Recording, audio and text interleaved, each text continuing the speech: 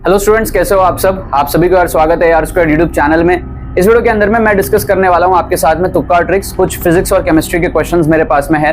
पिछले वीडियो में मैंने आप लोगों को जो है मैथमेटिक्स के क्वेश्चंस दिखाए, बहुत इंटरेस्टिंग जुगाड़ ट्रिक्स आपको दिखाए थे।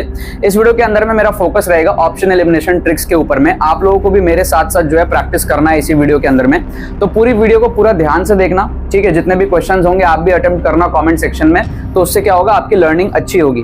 वीडियो में आगे बढ़ने से पहले आपको बता दूं, ये हमारा जेईई मेन 2026 का तुक्का ट्रिक्स कोर्स है।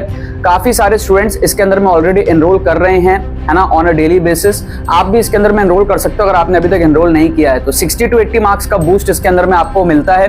अगर आप एकदम जीरो पे हो तो वहां से 80 to 100 आप पहुंच सकते हो अगर आपकी एकदम ही प्रिपरेशन नहीं है, क्योंकि इसके अंदर में फुल पेपर तुक्का ट्रिक्स का डेमोन्स्ट्रेशन भी मैं दिखाता हूं, जिससे कि आप पूरे के पूरे जेईई मेन पेपर में तुक्का ट्रिक्स लगा के एक डिसेंट परसेंटाइल तक आप पहुंच सकते हो। या फिर अगर आपने थोड़ी पढ़ाई करी है, 70-80 मार्क्स, 100 मार्क्स, 60 मार्क्स, 120 मार्क्स, इस रेंज में कहीं पर हो, आपको एनआईटी सिक्योर करना है, आप जनरल कैटेगरी हो, 160, 150, 170 इस रेंज में जाना है, जनवरी अटेम्प्ट के अंदर ही जाना है, इमीडिएटली जाके इसके अंदर में आप एनरोल करो। 10 घंटे का कंटेंट होता है इसके अंदर में, रिकॉर्डेड कोर्स रहेगा और उसको आप कवर करोगे और आप देखोगे कि सारी चीजें with proof, with scientific techniques, आपको विद डेमोन्स्ट्रेशन इसके अंदर में मैंने सिखाई है।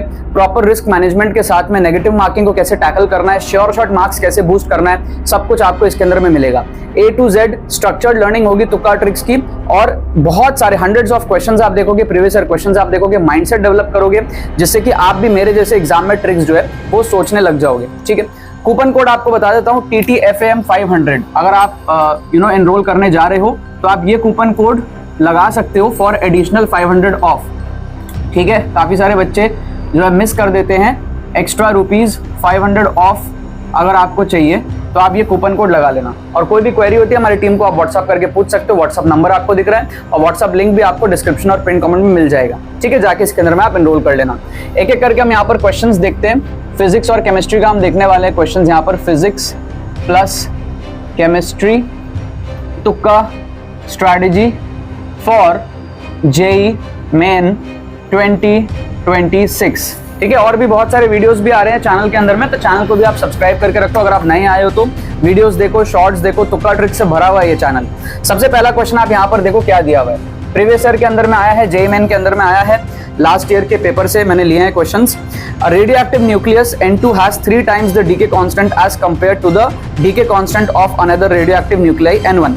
If initial number of both nuclei are the same, what is the ratio of number of nuclei of N2 to the number of nuclei of N1 after one half life of N1? अब मान लो आपको इसमें ज्यादा knowledge नहीं है, आपने थोड़ी बहुत ही पढ़ाई करी है, थोड़ा बहुत ही आपको सेंस है इसका, लेकिन आप प्रॉपर इसको पूरा सॉल्व नहीं कर पा रहे हो। आप यहाँ पर ये देख सकते हो कि 2 ऑप्शन आपको दिए हैं जो 1 से छोटे हैं, और 2 ऑप्शन आपको दिए हैं जो हमारे पास में 1 से बड़े हैं, ठीक है। तो आपको यहाँ पर समझ आ रहा है कि आप 2 ऑप्शंस को यहाँ पर एलिमिनेट कर सकते हो। हमको क्वेश्चन में बोल रहा है कि जो N2 है उसका जो डीके कांस्टेंट है वो ज्यादा है N1 से, ठीक है। अब डीके कांस्टेंट ज्यादा है, इसका मतलब क्या होगा, फास्ट डीके होगा। तो किसी भी टाइम पर आप सोचो, इनिशियली कंसेंट्रेशन दोनों के सेम थे, ठीक है।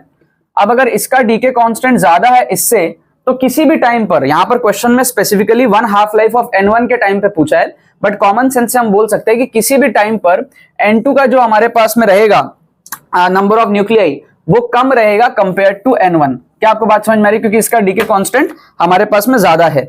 तो इसका मतलब कोई भी टाइम अगर हम कंसीडर करें तो जो रेशियो आएगा, रेशियो तो पूछ रहा है ना, number of nuclei of N2 to the number of nuclei of N1, ratio आएगा अगर ये कम होगा इससे, क्योंकि इसका डीके कांस्टेंट ज्यादा है, फास्ट डीके होगा, तो जो रेशियो आएगा वो लेस देन 1 आएगा। आप ऑप्शन ए और बी में से तुक्का लगा सकते हो, ए या फिर बी में से आप तुक्का लगा सकते हो। कमेंट में आप बताओ इसका आंसर ए होगा या फिर बी होगा, मेरे साथ साथ ही आप प्रैक्टिस करो, ठीक है। मैं लास्ट में आपको आंसर्स बता दूंगा। सेकंड क्वेश्चन आप देखो, सेकंड क्वेश्चन में क्या दिया हुआ है, इसमें आपको बताता हूं मैं फास्ट कैलकुलेशन कैसे करना होता है। The motion of an airplane is represented by velocity time graph as shown. The distance covered by the airplane in the first 30.5 seconds is. Kilometre में आपको बताना है, वो तो खैर आप कन्वर्ट कर सकते हो। आपको यहां पर इतना पता है कि भाई हमको एरिया निकालना है, 30.5 सेकंड तक का एरिया निकालना है। अब आप देखोगे कि भाई इसके अंदर में जो ग्राफ है वो कैसा है, ये ऐसे जा रहा है पहले, उसके बाद में ऐसे जा रहा है। तो आपको ना यहां पर क्या करना पड़ेगा, एक्चुअल प्रोसेस क्या है कि भाई ये वाला एरिया आपको निकालना पड़ेगा अलग से, और फिर यहां से आपको देखना पड़ेगा कि भाई 30.5, जब यहां पे ये 30.5 है ना, तब हमारे पास में जो है आपको देखना पड़ेगा कि भाई 30.5 के अकॉर्डिंग इसका एरिया निकालना पड़ेगा आपको, रेक्टेंगल का और इसका, दोनों को फिर आपको ऐड करना पड़ेगा। तो ये एक लंबा प्रोसेस है, ठीक है। अब आप देख रहे हो कि भाई ऑप्शंस जो है वो 9 है, 6 है, 3 है, 12 है। तो आप एक काम करो ना, ज्यादा तामझाम मत करो, आप 30.5 को भी छोड़ दो। आप खाली ये देखो कि भाई 30 तक का एरिया कितना होगा। ये वाला जो बॉक्स है ना हमारे पास में, ये वाला बॉक्स, खाली इसका आप एरिया निकालो। तो ये स्टार्ट हमारे पास में कहां से हो रहा है, आप समझने का ट्राई करना कि भाई ये 2 है, ये हमारे पास में 0 है, ये हमारे पास में 200 है, और ये हमारे पास में कितना है, 400 है, ठीक है। तो आप खाली इस बॉक्स का अगर एरिया देखोगे और 2 से 30 तक देखोगे, ये क्या है, 30 है। मैं 30.5 तक नहीं जा रहा हूं फास्ट कैलकुलेशन करने के लिए, फास्ट अप्रोक्सीमेशन करने के लिए। तो 2 से 30 के बीच में ये कितना हो गया हमारे पास में हो गया 28, और ये हाइट कितनी हमारे पास में, ये हमको पता है 400 है, ठीक है। तो 28 इंटू आप 4 करोगे तो 11 पॉइंट समथिंग आएगा, कन्वर्ट वगैरह किलोमीटर में करोगे तो। अब आपको पता है अगर इसका एरिया 11 पॉइंट समथिंग आ रहा है, तो ये वाला जो एरिया है और ये जो एरिया है, इसको अगर हम मिला भी लेंगे तो हमारे पास में क्या होगा, आंसर उससे बड़ा होगा, उससे छोटा नहीं होगा।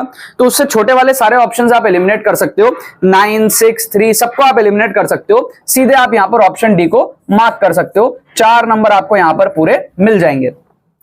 ये शॉर्ट कैलकुलेशन ट्रिक हुआ, वरना आप लोग पजल हो जाते हो कि भाई इसका एरिया निकालना मेरे को नहीं आता है, या फिर आप फॉर्मूला भूल गए हो तो फिर आप इसको तोड़ोगे रेक्टेंगल में, फिर ट्राइंगल का अलग से निकालोगे, लेंदी प्रोसेस हो जाता है। शॉर्टकट में आपको आंसर निकालना है, ठीक है। टाइम भी आपको सेव करना है, ऐसा नहीं कि तुक्का ट्रिक्स के चलते आप हर क्वेश्चन में ही ज्यादा टाइम लगा दो। फिर क्वेश्चन नंबर 3 आप देखो, क्वेश्चन नंबर 3 में क्या है कि भाई आपको मैच द लिस्ट करना है, लिस्ट 1 लिस्ट 2 के अंदर में। अब सोचो, एक होता है लंबा प्रोसेस कि भाई आप परमेबिलिटी ऑफ फ्री स्पेस का निकालोगे, मैग्नेटिक फील्ड, मैग्नेटिक मोमेंट और टॉर्शनल कांस्टेंट। लेकिन अगर आपकी थोड़ी सी भी तुक्का मारने की एबिलिटी है, आप लूप होल्स खोजना जानते हो क्वेश्चन के अंदर में, आप देखो कितना इंटरेस्टिंग यहाँ पर जुगाड़ लगेगा। आप एक चीज सोच के देखो कि हमारे पास में जो चीजें दी हुई है, ए हमको दिया हुआ है permeability of free space, B हमको दिया हुआ है मैग्नेटिक फील्ड, सी हमको दिया हुआ है मैग्नेटिक मोमेंट। ये सारी चीजें आप कौन से क्लास में पढ़ते हो, क्लास 12 के टॉपिक्स में आप पढ़ते हो, इलेक्ट्रिसिटी मैग्नेटिज्म के अंदर में आप ये सारी चीजों से इंट्रोड्यूस होते हो। लेकिन जो टॉर्शनल कांस्टेंट है, ये क्लास 11 के अंदर में है, मैकेनिक्स के अंदर में, ठीक है। तो आपको समझ आ रहा है कि भाई ये जो 3 है ना, इसमें जो है वो एम्पियर आएगा, इसमें कोई एम्पियर नहीं आएगा। इतना आपको समझ आ रहा है, यस और नो, कि भाई हमारे पास में टॉर्शनल कांस्टेंट में एम्पियर नहीं आएगा। अब आपको सॉल्व करने की जरूरत नहीं है, आप खाली ये देखो कि डी का मैचिंग किसके साथ होगा, क्योंकि 3 में हमारे पास में क्लास 12 के चैप्टर से, तो उसमें एम्पियर आना चाहिए। और आप राइट साइड में भी देखोगे लिस्ट 2 में, तो एम्पियर -1, एम्पियर -2 एम्पियर, ये आपको दिख रहा है 3 ऑप्शन में, ऑप्शन 2, 3, 4 में। फर्स्ट ऑप्शन में आप देखो कि भाई कोई भी हमारे पास में एम्पियर नहीं है, क्लास 12 का कोई भी यूनिट यहां पर नहीं है। तो इसका मतलब डी की मैचिंग क्या होगी, 1 के साथ होगी। अब अगर डी की मैचिंग 1 के साथ होगी तो आप चेक करो कि ऐसे कितने ऑप्शन में है जो डी 1 के साथ मैच हो रहा है। सिर्फ एक ही ऑप्शन है, ऑप्शन डी, जिसमें डी 1 के साथ मैच हो रहा है। आपको सॉल्व भी नहीं करना पड़ा, आप डायरेक्टली यहां पर ऑप्शन डी को तुक्का लगा सकते हो, 4 नंबर आपको यहां पर पूरे मिल जाएंगे। ये पावर होती है तुक्का ट्रिक्स की। इस लेवल पे आपको तुक्का ट्रिक्स जो है आना चाहिए कि आप एग्जाम में श्योर शॉर्ट नंबर बहुत सारे बूस्ट कर सको। ये आपको सीखना पड़ेगा, इसलिए मैं आपको कह रहा हूं कि कोर्स में जाके आप एनरोल करोगे तो आप इस चीज को एकदम नेक्स्ट लेवल पे सीख जाओगे। थोड़े बहुत क्वेश्चंस आप देखोगे और फिर आपको लगेगा आप तुक्का मारोगे एग्जाम में, तो उससे आपको कुछ खास इंप्रूवमेंट नहीं मिलेगा। 10, 15, 20 नंबर का इंप्रूवमेंट मिल जाए, बट अगर आपको अच्छा खासा इंप्रूवमेंट चाहिए, मैक्सिमम इंप्रूवमेंट चाहिए, राइट माइंडसेट से आपको पेपर देना है, तो आपको कोर्स में डेफिनेटली एनरोल करना चाहिए। 4th क्वेश्चन आप देखो यहां पर हमारे पास में केमिस्ट्री का, इसमें हम कैसे तुक्का मारेंगे। इस टाइप के क्वेश्चन में क्या है, आप ये फील करो कि कौन से ऑप्शन होने के चांसेस ज्यादा हैं। जैसे आपको पीएच ऑफ वाटर बोल रहा है 7 बोल रहा है, और वाटर को हीट किया है तो पीएच कितना होगा। अब ऑब्वियस सी बात है, इस टाइप के क्वेश्चन में सेम होने के चांसेस बहुत कम है, रिमेन्स द सेम के चांसेस बहुत कम है। क्वेश्चन बना है तो प्रोबेबिलिटी इज वेरी हाई। अगर आप रैंडम गेसिंग करते हो ABCD में से तो 25%, 25%, 25%, 25%, 1/4 होता है। बट अगर आप थोड़ा सा उस पर थॉट प्रोसेस डाल देते हो ना, है ना, तो आप नेगेटिव मार्किंग को टैकल कर देते हो। जैसे यहां पर हमने श्योर शॉर्ट मार्क्स बूस्ट किया क्योंकि हम 3 ऑप्शन एलिमिनेट कर पाए। यहां अगर हम एक ऑप्शन भी एलिमिनेट कर पाते, 2 ऑप्शन भी एलिमिनेट कर पाते हैं, ठीक है, तो भी हमारी एक्यूरेसी जो है वो 40% के आसपास, 45% के आसपास पहुंच जाती है। तो हमको यहां पर फील आ रहा है कि डिक्रीज इंक्रीज में से होने के आंसर बहुत हाई चांसेस है। बी के चांसेस यहां पर बहुत कम है। सी अगर आपको थोड़ा बहुत आप सोच सकते हो, थोड़ा बहुत नॉलेज है तो सोच लो, नहीं तो बेस्ट ऑप्शन यहां पर है ए और डी के बीच में। कभी भी इस टाइप का ऑप्शन दिखे, एक इंक्रीज दिया, एक डिक्रीज दिया है, रेसिप्रोकल जैसे हम कहते हैं कि भाई एक वैल्यू 2 है, एक वैल्यू 1/2 है, इस तरीके के ऑपोजिट नंबर्स या फिर ऑपोजिट चीजें जो कह रही हैं उसके आंसर होने की पॉसिबिलिटी सबसे ज्यादा होती है। तो हम यहां पर तुक्का लगाएंगे ऑप्शन ए में या फिर ऑप्शन डी में? कमेंट करके आपको बताना है कि इसका करेक्ट आंसर क्या है। मैं लास्ट में आपको आंसर बताऊंगा। इमीडिएटली कमेंट करो कि भाई इसका आंसर क्या है, ए है या फिर डी है, क्योंकि उसी में हाईएस्ट पॉसिबिलिटी आंसर होने की। आपको अपने अटेम्प्ट्स को बढ़ाने हैं। आप अगर 50, 60 नंबर, 100 नंबर का पेपर अटेम्प्ट करोगे, आप एक्सपेक्ट नहीं कर सकते आप 140, 150, 160 इसमें जाओगे। तो आपको अटेम्प्ट्स बढ़ाने पड़ते हैं। उसके लिए आपको पता होना चाहिए किस टाइप के क्वेश्चन में कैसे मेरे को अटेम्प्ट करना है, जिससे कि मेरी ओवरऑल जो है मार्क्स श्योर शॉट बूस्ट हो। फिर आप देखो क्वेश्चन नंबर 5, लास्ट क्वेश्चन इस वीडियो का। इस पे हम कैसे तुक्का मारेंगे? हमको कह रहा है कि भाई for a given shell the total number of allowed orbitals is given by n square. और दूसरा स्टेटमेंट कह रहा है for any subshell the spatial orientation of the orbitals is given by -l to +l values including 0। ठीक है, अगर आपको ज्यादा नॉलेज नहीं है इसके बारे में, आपको नहीं पता n स्क्वायर होता है या नहीं होता, अगर आपको एकदम बहुत ही कम नॉलेज है, तो भी आप कैसे कुछ ऑप्शंस को एलिमिनेट करने का यहाँ पर ट्राई कर सकते हो। आपको नहीं पता n स्क्वायर होता है, बट क्या आप चेक कर सकते हो कि n स्क्वायर होता है नहीं होता है? स्टेटमेंट 2 को छोड़ दो, हो सकता है वो आपके लिए थोड़ा डिफिकल्ट हो। एटलीस्ट स्टेटमेंट 1 को आप चेक कर सकते हो, क्योंकि हमको ये पता है कि भाई हमारे पास में होता क्या है। 1s2 होता है, 2s2, 2p6 होता है ना, 3s2, 3p6 है ना, 4s1, 3d इस तरीके से हमारे पास में होता है। यस और नो? तो आप खाली चेक करोगे ना कि भाई 1 के लिए क्या क्या आता है। 1 के लिए हमारे पास में s ऑर्बिटल ही आता है खाली। s ऑर्बिटल का मतलब क्या हमारे पास में इस तरीके से एक ठो। फिर 2 के लिए क्या क्या आता है? 2 के लिए 2s, 2p आता है। अब s ऑर्बिटल मतलब कि 1 और p ऑर्बिटल मतलब कि 3, इतना आपको पता है। फिर 3 के लिए क्या आता है? 3s, 3p, 4s और फिर 3d भी आता है। इसका मतलब 3 के लिए हमारे पास में 3d भी आएगा। ठीक है, तो इसका मतलब क्या है? 3 के लिए s आएगा, p आएगा, d आएगा। समझ रहे हो? तो s आएगा, p आएगा, d आएगा का क्या मतलब है? s हमारे पास में हो गया ये, p हमारे पास में हो गया ये, और d में हमारे पास में 5 होते हैं। ठीक है ना? तो अब आप एक चीज देख सकते हो कि क्या कह रहा है, for a given shell the total number of allowed orbitals is given by n square. तो n की वैल्यू अगर 1 है तो कितना आ रहा है? 1 आ रहा है।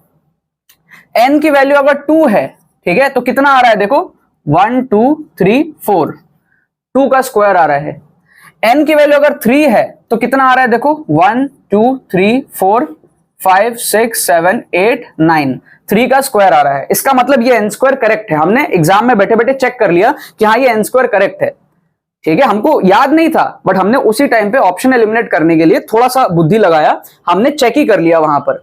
ठीक है, अब अगर स्टेटमेंट 1 करेक्ट है, मान लो स्टेटमेंट 2 के बारे में आपको नॉलेज नहीं है, सोचोगे तो उसके बारे में भी कुछ ना कुछ आ जाएगा। बट अगर नहीं है, मान लो स्टेटमेंट 1 तो करेक्ट है ना फॉर श्योर। अब स्टेटमेंट 1 करेक्ट है तो आप देखो कौन कौन सा ऑप्शन एलिमिनेट कर सकते हो। आप ऑप्शन बी को एलिमिनेट कर सकते हो क्योंकि उसमें स्टेटमेंट 1 फॉल्स दे रहा है। आप ऑप्शन डी को एलिमिनेट कर सकते हो, उसमें दोनों स्टेटमेंट फॉल्स दे रहा है। इसका मतलब ए होगा, एक ट्रू एक फॉल्स, या फिर दोनों ही ट्रू होगा, सी। तो अगर आपको तुक्का लगाना है तो आप किसमें तुक्का लगाओगे? ए या फिर सी में? ए या फिर सी में आप तुक्का लगाओगे। कमेंट करके मेरे को बताओ कि इसका क्या करेक्ट आंसर होगा। ठीक है, मैं आपको आंसर की बता देता हूं।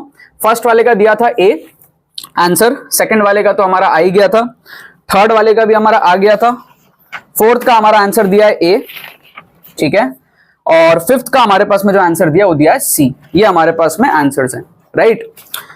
ठीक है, तो इस तरीके से आपको तुक्का ट्रिक्स लगाना होता है। कमेंट करके बताओ आपको और किस टॉपिक्स पे वीडियोस चाहिए, कौन सा सब्जेक्ट के तुक्का ट्रिक्स आपको और चाहिए, तो मैं आप लोगों के लिए और वीडियोस बनाऊंगा। कोई डाउट रहता है तो कमेंट करके बताओ। तुक्का स्ट्रैटेजी के लिए आपको जो है ये समझना पड़ेगा, जितने क्वेश्चंस आपसे हो रहे हैं उसको आपको नहीं छेड़ना है। ठीक है, जो आपसे नहीं हो रहे हैं उसमें फिर आपको मार्क्स बूस्ट करना, और इस तरीके से आपको अटेम्प्ट करना है कि आप +4 -1 के पैटर्न को बीट करो। हर एक क्वेश्चन में आपको इंटेलिजेंट गेसिंग करना, ऑप्शन एलिमिनेशन करना, और जितने ज्यादा आप क्वेश्चन अटेम्प्ट करोगे अपनी एक्यूरेसी को बढ़ाने के बाद, उतना ज्यादा आपका जो है स्कोर वहां से बूस्ट होगा। अगर कम टाइम में आपको स्कोर बूस्ट करना है तो साइंटिफिक तुक्का ट्रिक से ही होता है।